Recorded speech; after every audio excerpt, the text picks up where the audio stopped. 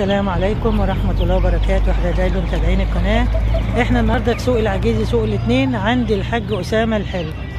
هنا عنده البط البغال ولا البط الفرنساوي. البط عاملة كام؟ 45 الفرنساوي. البط عاملة 45 جنيه يا جماعة. بطة شكلها جميل وكبيرة وحلوة والله، حلوة. ودي الفراخ دي ساسو، الكتاكيت دي ساسو عاملة كام الكتكوت؟ 40 جنيه، حجمه حلو اهو. والكبو ده عامل كام؟ بكلم بنتي بقى.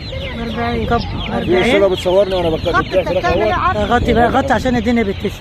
صوريني وانا بكلم بنتي بقى اهوت. هنا عند الحاج أسامة اهوت. الكتاكيت اسعارها جميل جدا.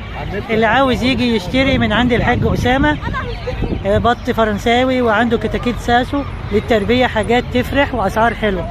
اللي عاوز يجي يشتري عند الحاج أسامة. وهنا كتاكيت بلدي. ايوه البلدي الكتكوت عامل كام؟ عامل 14. الكتكوت عامل 14 جنيه يا حبايب قلبي. وبالنسبه وهنا الكتكوت الجميز اهو عامل 17 والله.